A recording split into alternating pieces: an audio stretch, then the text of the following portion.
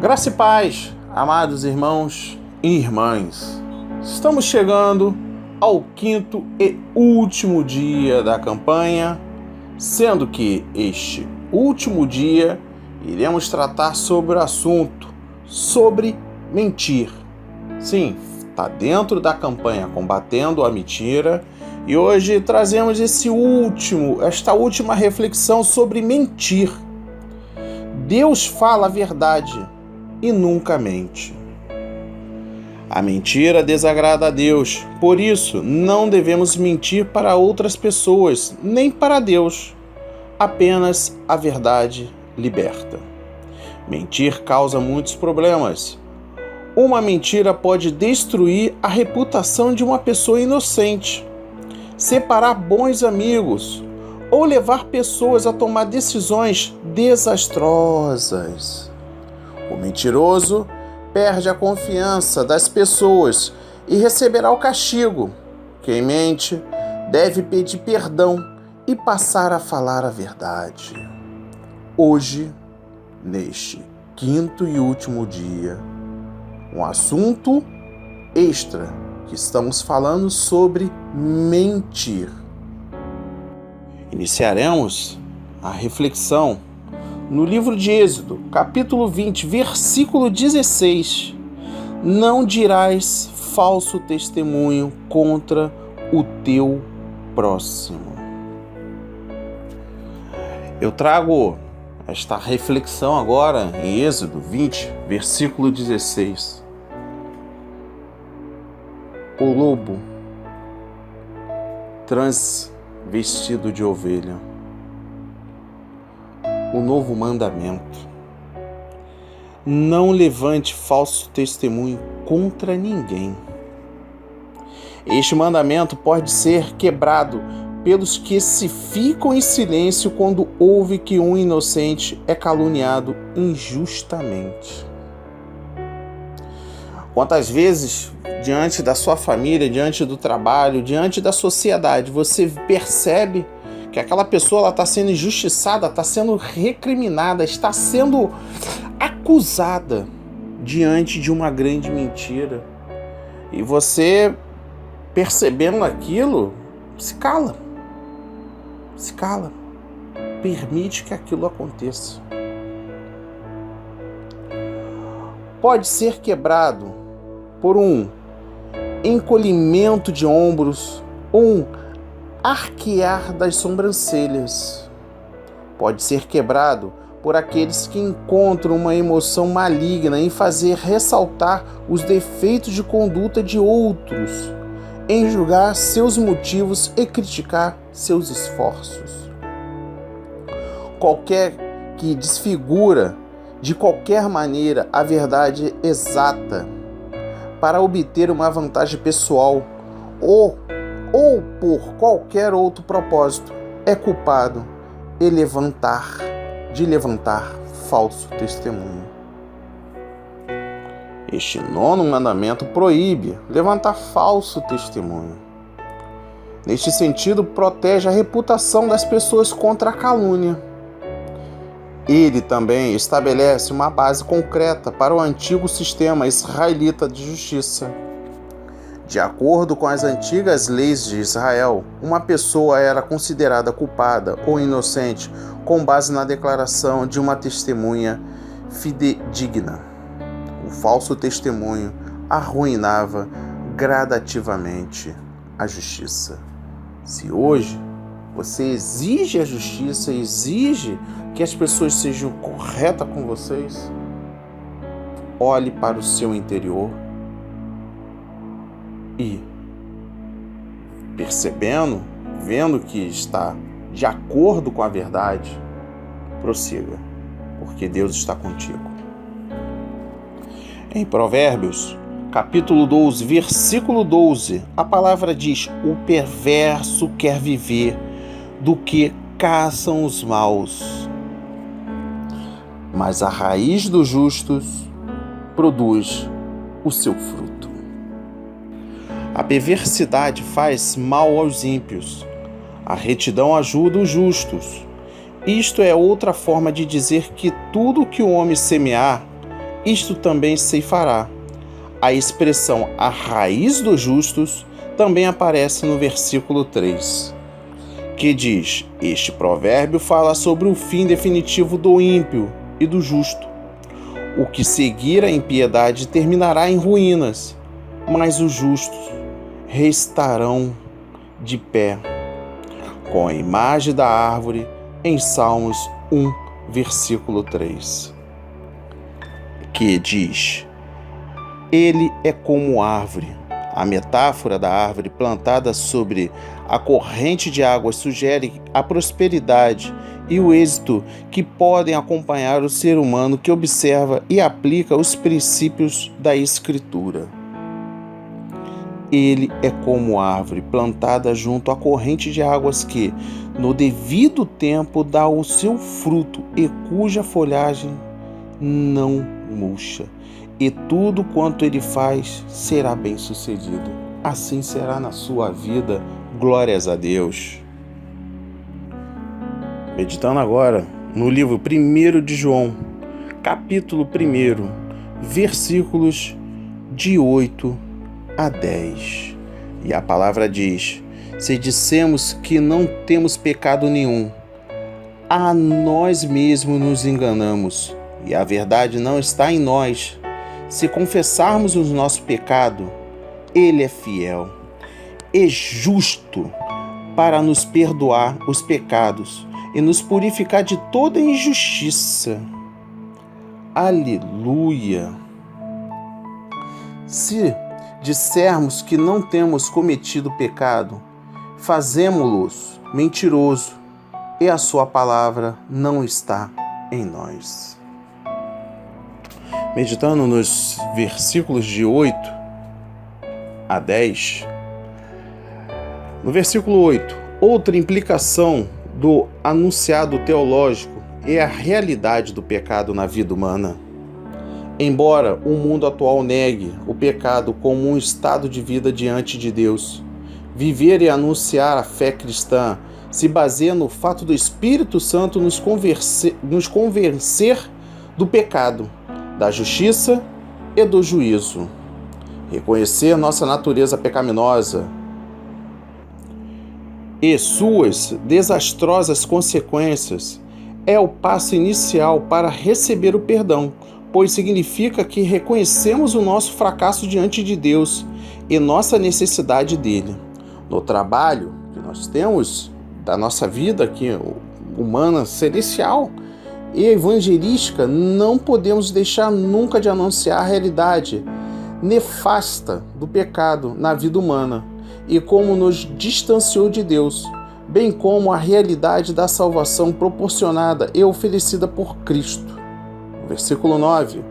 Uma nova implicação do anunciado apostólico: Deus é luz e nele não há trevas.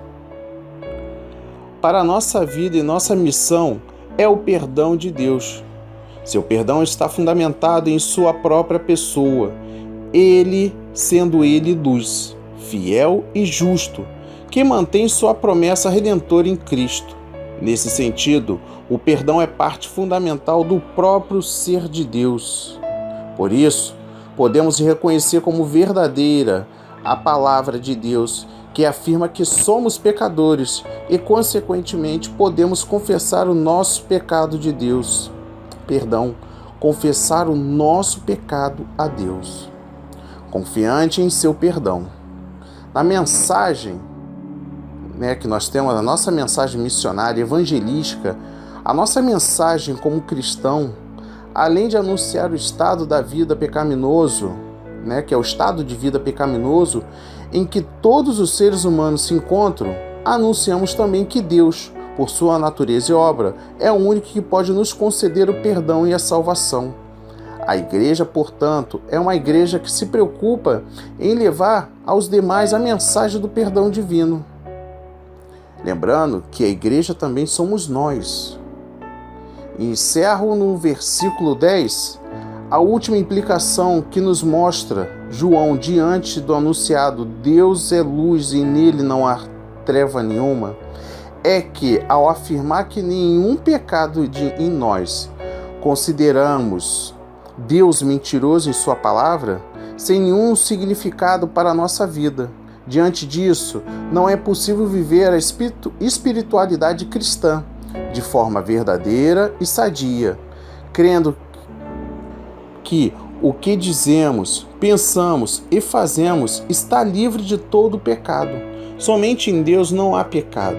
Nós sim somos pecadores e carecemos de Deus. Realizar a obra missionária, a obra evangelística, a sua obra na fé, pensando que somos infalíveis, que não pecamos e que não cometemos erro, é sinal claro do nosso distanciamento da palavra de Deus. A igreja deve se arrepender ao longo de sua caminhada missionária, de seus contínuos erros e de seus pecados cometidos, muitas vezes em nome de Deus e da missão. Meditando agora no livro de Salmos, capítulo 101, versículo 7. Não há de ficar em minha casa o que usa de fraude, o que profere mentiras, não permanecerá ante os meus olhos. Uau! Neste versículo, Davi fez um pacto com seus olhos para observar os justos e sustentá-los em sua caminhada. E seus olhos também estavam voltados contra os ímpios. Então é Deus quem fala, os que praticam a iniquidade. Esta expressão hebraica é traduzida em outros lugares por obreiros da iniquidade. Encerramos este quinto e último dia da campanha Combatendo a Mentira. E hoje um tema extra sobre mentir. No livro de João, capítulo 8, versículo 32. E a palavra diz: E conhecereis a verdade, e a verdade vos libertará. A verdade vos libertará. O conceito da verdade vem desafiando a humanidade por milhares de anos. Filósofos da antiga Grécia debatiam a natureza da verdade. Eles discutiam se ela era real e absoluta ou relativa e ilusória. Sua dúvida podem ter sido refletidas numa questão de Pilatos, que é a verdade. João, capítulo 18, versículo 38. Hoje, a mesma pergunta surge continuamente em várias situações. É de vital importância que achamos a resposta para esta pergunta na área de religião. O que é verdadeiro? Posso conhecer a verdade? Para ajudar-nos a responder a estas questões, vamos focalizar nossa atenção em um versículo do ensinamento de Jesus. Em João 8,32, ele disse: E conhecereis a verdade, e a verdade vos libertará. Considere as implicações desta afirmação. A verdade. A paz do Senhor. Meu nome é Fabiola, eu sou de São Paulo, e dando continuidade ao racional, a verdade. Os humanos podem andar em dúvida, em incerteza, mas Jesus é inequívoco. Ele fala sobre a verdade como algo exato e objetivo. Em outra parte, ele nos fala que a verdade é a palavra de Deus revelada. Quando ele falou com seu Pai, em João 17,17, ele disse: Tua palavra é a verdade. Quando Jesus falou sobre a verdade, ele não estava falando sobre uma vaga abstração resultante de um intenso pensamento humano, meditação, lógica ou de um debate. Ele não definiu a verdade em termos subjetivos, como uma coisa qualquer que as pessoas escolheriam acreditar. Jesus definiu a verdade como um fato revelado e eterno. A palavra de Deus é verdadeira, independentemente do fato de eu concordar com isso, de eu aceitar e obedecer ou rejeitar e contestar. Outros que escreveram o Novo Testamento fizeram similares afirmações sobre a palavra de Deus achada nas Escrituras. Em 2 Timóteo, capítulo 3, versículos do 16 ao 17, Paulo disse: toda a Escritura é inspirada por Deus e útil para o ensino, para a repreensão, para a correção, para a educação na justiça, a fim de que o homem de Deus seja perfeito e perfeitamente habilitado para toda boa obra. Paulo também disse que seu ensinamento não tinha palavras de sabedoria humana, e sim palavras reveladas pelo Espírito Santo. Veja, em 1 Coríntios, capítulo 2, versículos do 9 ao 13. Deus revelou a verdade como certa e absoluta. Deus não nos deu meramente ideias subjetivas para serem moldadas de modo a se ajustarem às nossas situações. Ele não aprova distorções ou modificações das Escrituras para que se ajustem aos nossos caprichos. Deus certamente não nos deixou num mar de dúvidas, onde nada podemos saber com certeza. Devemos escolher como responder a esta revelação de Deus. Nós podemos obedecê-la ou rejeitá-la. Temos a liberdade de aceitar tudo o que Deus disse ou somente as partes que nos interessam. Mas quando decidirmos como responder a ela, devemos lembrar de que nada o que fizermos irá mudar a veracidade de suas palavras. Aproximadamente 3.000 anos atrás, o escritor de Salmos disse: "Para sempre, ó Senhor, está firmada a tua palavra no céu." Salmos capítulo 119, versículo 89. Conhecereis. Jesus não mostra a verdade como um objetivo ilusório e inatingível. Ele diz: "Conhecereis a verdade." Jesus plenamente ensinou que podemos e devemos conhecer a verdade. Podemos conhecer a verdade hoje, do mesmo jeito que o povo de Bereia o fez no primeiro século. Eles procuraram por ela nas Escrituras. Veja em Atos, capítulo 17, versículo 11. Podemos distinguir o certo do errado. Paulo instruiu os Tessalonicenses: "Julgai todas as coisas, retende o que é bom, abstende-vos de toda forma de mal."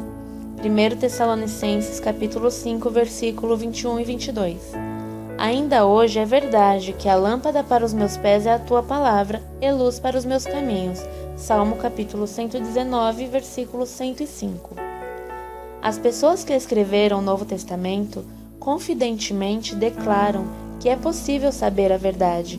Em Hebreus, capítulo 10, versículo 26, o escritor fala das pessoas que tinham recebido o pleno conhecimento da verdade.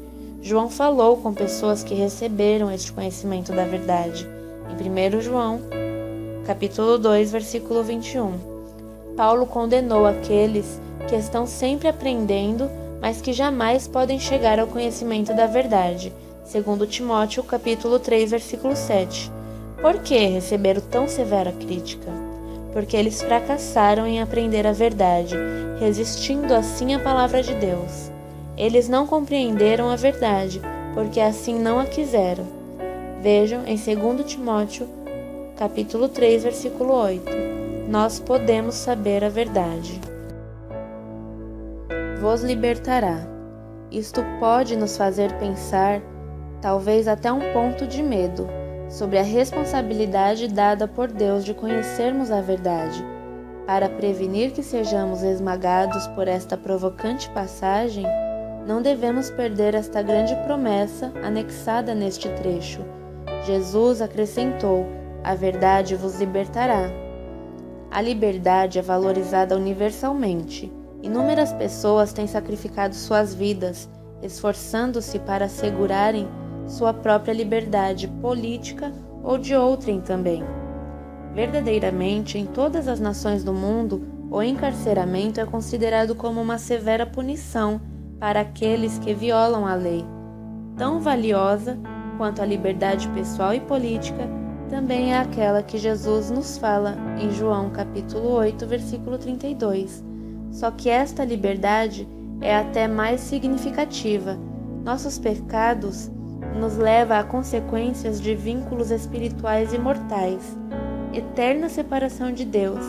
Jesus se ofereceu para nos libertar das consequências da nossa própria rebelião contra Deus.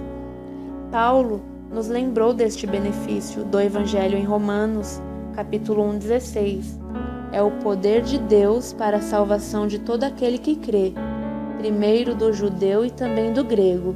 Deus escolheu o uso de sua palavra, que é a verdadeira mensagem da Bíblia, para salvar-nos de nossos pecados. Deus, contudo, não nos força a sermos libertos.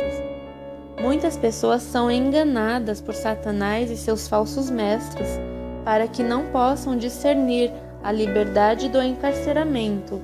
Veja em 2 Pedro, capítulo 2, versículo do 17 ao 22. Infelizmente, muitas pessoas rejeitam a liberdade que Deus oferece e permanecem presas em seus próprios pecados. Jesus usou as palavras de um profeta do Velho Testamento, Isaías, para descrever a triste condição daqueles que não aceitam a liberdade divina. Porque o coração deste povo está endurecido, de mau grado ouviram com os ouvidos e fecharam os olhos, para não suceder que vejam com os olhos, ouçam com os ouvidos, entenda com o coração, se convertam e sejam por mim curados. Mateus capítulo 13, versículo 15. Muitas pessoas consideram a verdade incerta, mas Deus claramente revelou a verdade para que nós possamos conhecê-la. Muitas pessoas acreditam que os sentimentos subjetivos, aqueles que julgamos serem corretos, são os mesmos que os salvarão. Mas Deus uniu a salvação com a sua objetiva verdade. Quando nós aprendemos e sabemos a verdade revelada na Palavra de Deus, podemos estar certos da nossa salvação. João nos falou do nosso relacionamento com Deus, quando ele disse: Ora, sabemos que o temos conhecido por isto, se guardamos os seus mandamentos. Aquele que diz, eu o conheço e não guardo os seus mandamentos, é mentiroso, e nele não está a verdade. 1 João, capítulo 2, versículo 3 e 4. Deus nos providenciou a confiança e a segurança para estarmos aptos a conhecer a verdade. O mesmo Deus que nos criou e nos deu a habilidade de nos comunicar, tem também a habilidade de transmitir sua vontade para conosco, de modo que possamos entendê-la.